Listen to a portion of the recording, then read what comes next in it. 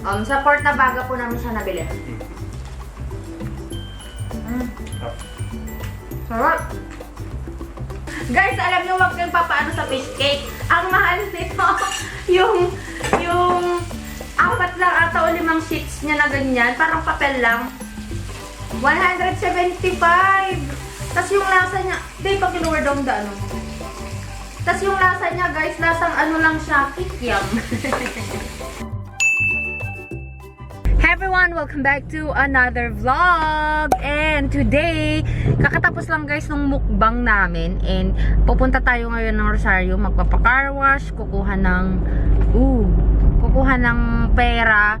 Hindi ko alam kung nasend na ba ng Google yung ano ko, yung sahod ko sa YouTube. May umaasa. Pero kung wala pa, di next time na lang kukunin. Pero may kukunin pa akong ibang pera. So back to what I was saying guys, papunta kasi ako ngayon kaya hindi ako nag-makeup or anything, wala. Ni sunscreen din na ako naglagay kasi saglit lang naman yung travel papunta doon. Mga 3 minutes or 5 minutes lang naman kung hindi traffic kasi weekend. So pupunta ako doon kasi gusto kong magpa diamond peel. Meron kasi akong nabili sa kanila guys na guard card. Nung parang promotion period nila, pumunta sila sa hospital, yung mga marketing ano nila. And then meron silang ganito pa card, parang ano mong tawag dito, discount card nila. So meron tayong free na may 6 tayong procedures na free. We have here microdermabrasion treatment na diamond peel, underarm whitening, back massage, Ventosa, Morocco argan oil, tas clear cellophane. Ayan, yung mga free nila. Tapos, dun sa baba niya, meron pa siyang may mga discounted, mga 30% off, buy one, take one, ganyan. So, itatry ko siya ngayon kasi kung maganda yung service nila, at least dyan na ako dyan na ako magpapagawa kaysa pumunta pa akong Urdaneta or Carmen para sa diamond peel ko. So, tatry natin siya ngayon. And currently, meron akong mga pimples dito ngayon, guys. And itong dalawa na to. Kasi, parang 3 days na akong hindi naglalagay ng anything sa mukha ko. Na-stop ko yung skincare ko. Kasi kapag umuwi na kami sa bahay, sobrang pagod na pagod. Yung nakakatulog na lang. Kagabi nga, nakatulog na ako. Nanonood kami ng Netflix sa sala. Nakatulog na ako, guys. Tapos pagising ko, mga kasama ko, nanonood pa rin sila ng Netflix. So, nung gumising ako ng mga past 10 na, naghilamos lang ako para matanggal yung makeup ko, yun. Tapos, hindi na ako nakapag-skincare. Back to sleep na naman ako. Hindi na nga ako nakapag-shower, which is not me. Kasi di talaga ako nakakatulog na hindi na nakapag-shower. Pero, ewan ko ba kagabi, busog ako, napagod. Tapos naka-aircon kasi hindi ko ma-feel na malagkit yung katawan ko. Kaya siguro, nakatulog na ako ng bonggang-bongga.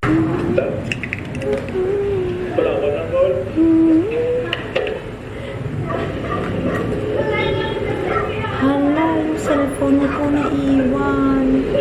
Ay, so nga, dito pala.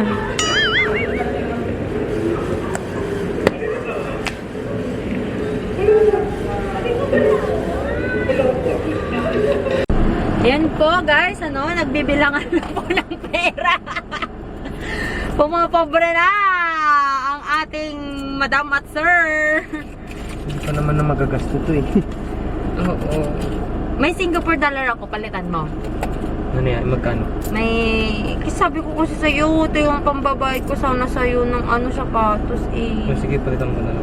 May Canadian pa ako, tapos may euro, tapos may baht. Wow! Yung $10 na lang, magkano yun? 10. Ay, nakakatawa naman to. Ano to Singapore? 22 plus 32. 32 touch. Ayan na to.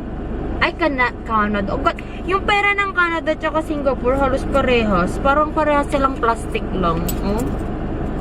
Ito yung sa Singapore na $10 nila. Ito naman sa Canada na $5. Mas malapad nga lang yung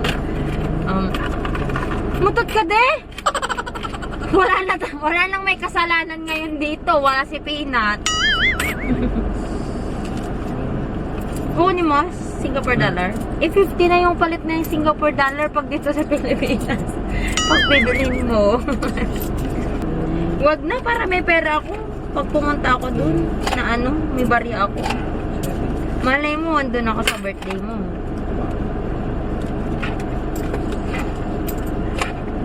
Ano sa tingin mo? Napipil mo bang pupunta ako dun sa birthday mo? Oo. Maasa siya. Depende. Magbabayad pa ako ng visa ng ano. 80 yan 80. Tanda. Eh, ba't kasi nilalabas mo lahat ng barya? Uy, Umaasa. Ang dami kasing cheche-bureche nito. Sige na, tara na para makapagpa-facial na ako. Nagme-message na si mama mo. ano sabi? Wala, asan na kayo? Sabi lang. Let's go na po. Car wash siya, ako naman facial. Iwanan mo na tong sasakyan habang nagpapa-car wash. Ba't babantayan mo pa? Isaglit lang naman. Samahan mo na lang ako magpaano. Pag sa taas guys, parang ang poporma namin. Tingnan nyo naman mga tsinelas namin. Yung tsinelas ko. Tsinelas ni Jonah ito eh. Tingnan nyo guys. Oh, ha? Oh, ha? Tapos si Mac. Beach walk. Beach walk, baby. Para ka naglalakad. Beach walk. Kasi lahat ng tsinelas ko naiwan na dun kila Mac. Wala akong tsinelas. Yung pang CR na tsinelas ang meron kanina. Nainis na ako naghahanap ng tsinelas. Buti may extra tsinelas dun si Jonah. Hayaan mo na. Wala akong pake.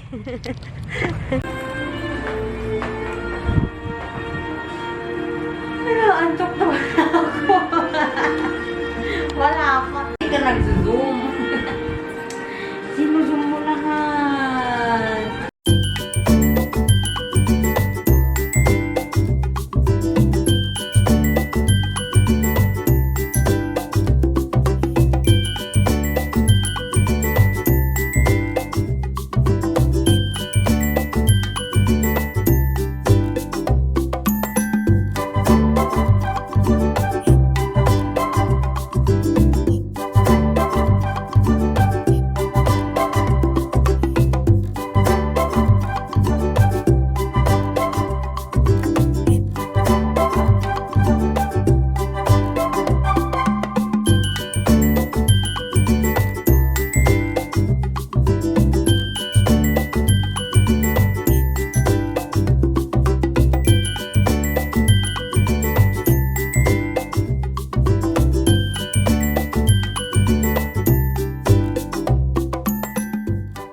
Hey guys, so natapos na po ang ating facial. Actually, facial siya, hindi na diamond peel. Kasi, inassess nila yung skin ko. It's not advisable daw for diamond peel. Kasi may mga, ano nga ako dito, may mga pimples ako dito, tsaka dito. So, kung diamond peel daw yung mangyayari, hindi daw maganda yung, hindi daw siya magiging pantay. Kasi iiwasan daw nila yung sa may mga pimples. Kasi nga hindi to pwedeng i-prick, ganyan, hindi daw pwedeng i-open yan. Yun. So, ano pong pwedeng kong gawin? Kako. Ang inano naman sa akin ni-recommend is the pimple treatment, which is 350 pesos lang siya. Nagulat ako kasi akala ko facial cleaning lang yun. Meron pa pala siyang mask. O, diba? 350 pesos lang. May mask ka, no? Galing.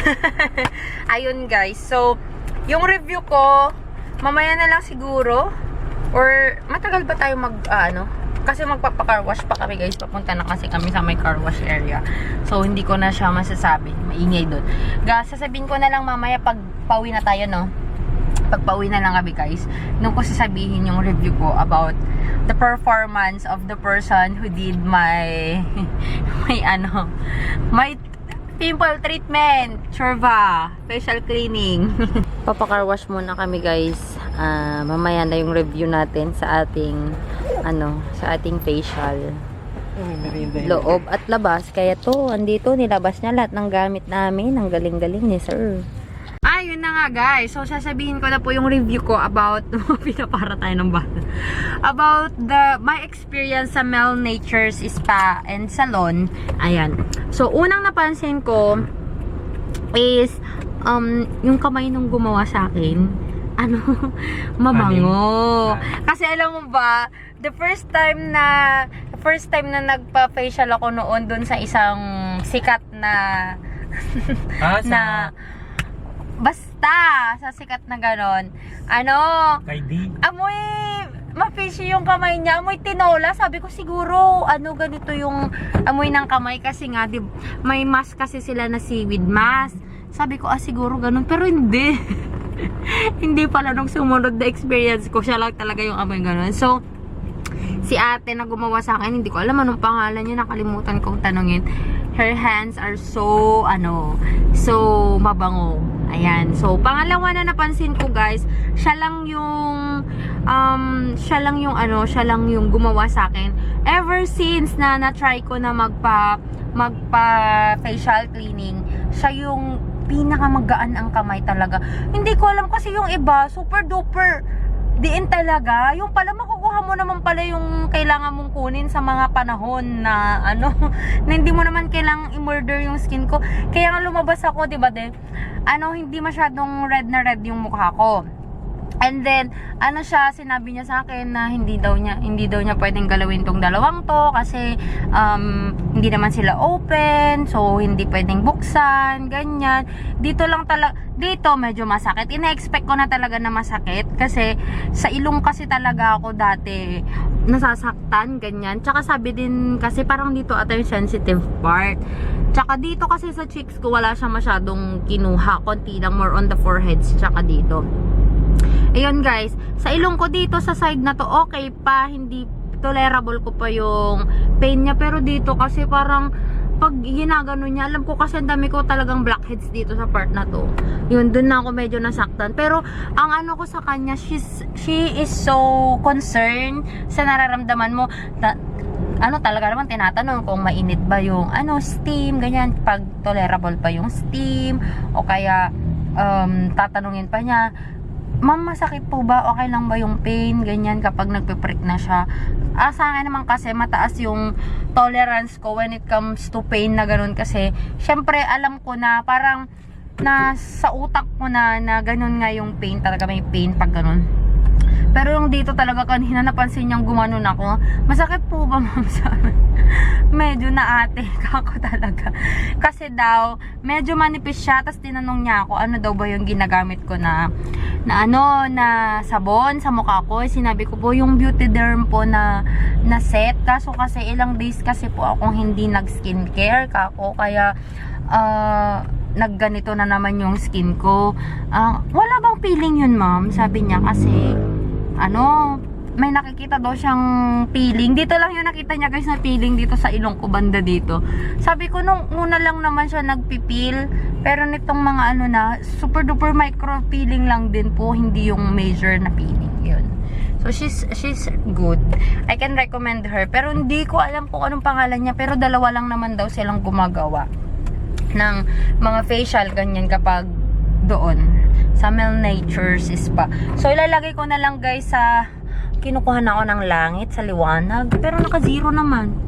Ililive ko na lang yung address guys, tsaka number nila. Meron silang branch sa Agoo, tsaka meron din silang branch po dito po sa Rosario. So meron silang massage, mga pagupit, mga ganyan, salon and spa. So madami. Yan. So ililive ko na lang guys. That's it for my review for the Mel Nature's spa and salon guys. I hope you enjoyed watching this video. And sana sa mga nasa malapit dito, kung naghahanap kayo ng mga try nyo lang naman yung Mel Nature's spa. Baka magustuhan nyo. Kasi kanya-kanya din naman yan experience. Tsaka yung mga product din pala nila guys, sobrang mababango yung mga products. And lahat ata ng ina-apply niya sa akin malalamig. So yun, gustong-gusto ng skin ko. May pamassage pa sila, may pamassage sa mukha, sa ulo, tapos pagkaupo mo ganyan, may pamassage dito, may pamassage pa sa likod. Ganun. So masaya. So that's it for this vlog, guys. I hope you enjoyed watching this video, and if you haven't subscribed to this channel yet, please do subscribe and like this one, and share mo na rin sa mga friends mo, especially if you're near Rosario or Agoo. And if you haven't followed me yet on my Instagram and on my Facebook, the name is Joy of Mia. Please follow me there, and please like my page, Joy of Mia, and I'll talk to you guys on my next one. Bye! Mwah! So today, guys, kasi share ko lang sa inyo yung basura ko. Madami na yun actually. Madami akong nasasabi sa mga basura ko. Ang dami kong nasasabi. Na-review ko, parang overall review na rin sa mga products na ginamit ko. Hindi ko nagawan na rin ng review. Kung minsan, ayan. So, eto siya, guys. Meron akong mga empties here na mga basura natin na kailangan na po natin itapon.